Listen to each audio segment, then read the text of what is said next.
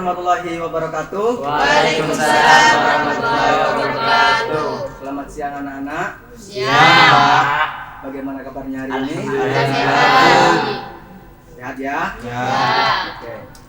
Sebelum Bapak mulai, Bapak ada motivasi sedikit untuk anak-anak. Jadi orang hebat itu tidak dihasilkan dari kemudahan, kesenangan ataupun kenyamanan. Mereka dibentuk melalui kesulitan, tantangan dan air Mata. Jadi proses itu tidak akan mengkhianati hasil. Jadi untuk anak-anak semangat untuk berproses. Oke? Ya, Pak. Sebelum Bapak mulai, Bapak absen dulu ya. Ya. Mufikri, Musman, Hadir Pak. Miftahul Khairi, Hadir. Isnaini Fajriya, Nurul Aida Suryani, Hadir. Ainun Najib, Iya. Alif Alvin Usairi, Hadir. Rahman Yasin, Hadir. Rahmat Yasin ya, Ya, Pak. Setiara Ayu Ramadina, Hadir, Pak. Aisyah Ida Aprilia, Hadir, Pak.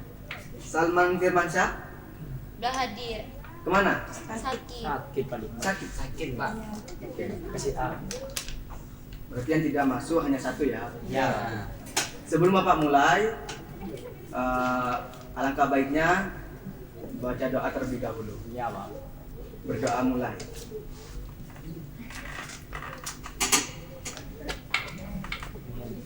Sudah selesai. Baik.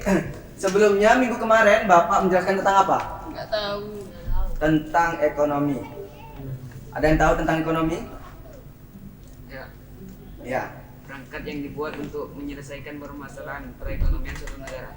Oke, itu adalah ekonomi. Oke, Bapak mulai permintaan.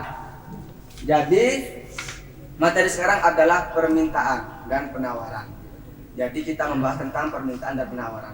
Apa sih permintaan itu, Pak? Jadi permintaan adalah jumlah produk, baik barang ataupun jasa, yang diinginkan konsumen pada berbagai tingkat harga selama jangka waktu tertentu. Jadi permintaan ini adalah keinginan konsumen. Ada yang tahu konsumen?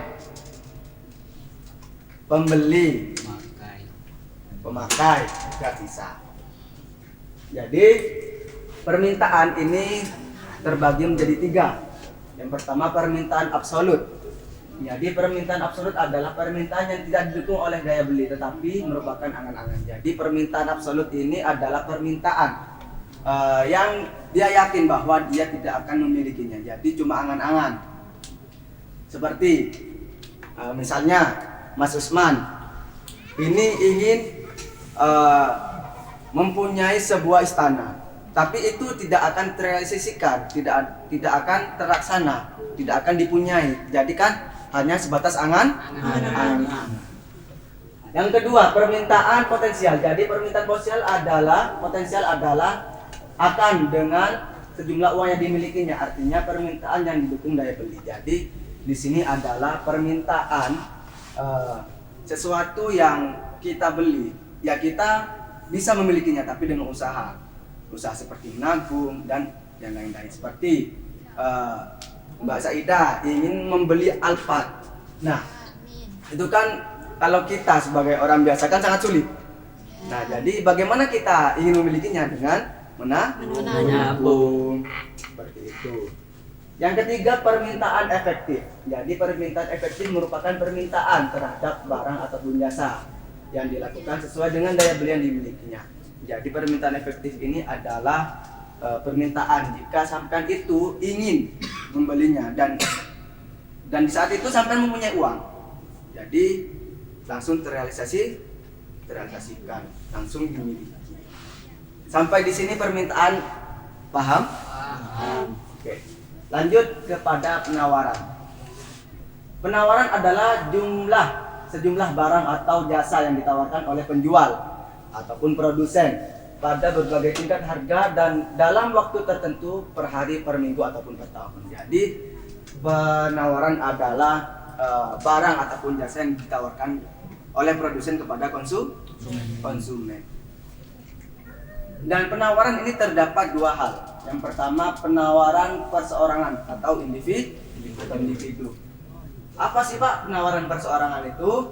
Penawaran yang datang dari seorang produsen ataupun penjual terhadap barang yang akan dijual kepada konsumen. Jadi misalnya seperti contoh Mas Najib pergi ke pasar.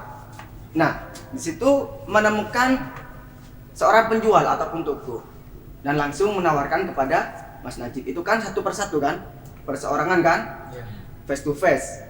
Jadi itu yang dimaksud dengan penawaran perseorangan.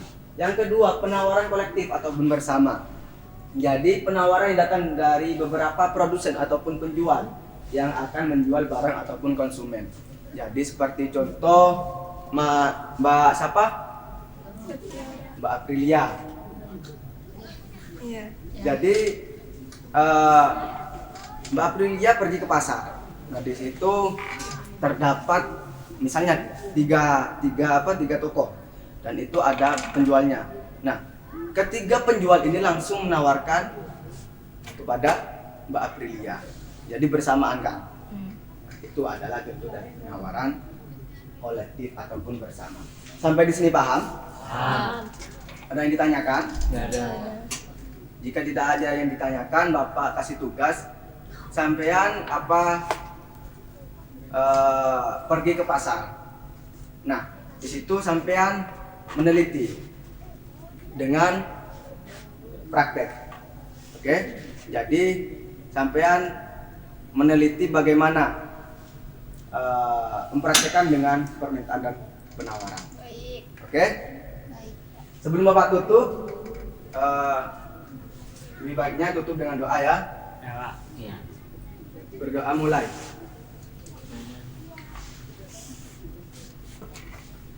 Berdoa selesai. Baik, cukup itu yang bisa Bapak sampaikan. Kurang lebihnya Bapak mohon maaf. Wassalamualaikum warahmatullahi wabarakatuh. Waalaikumsalam.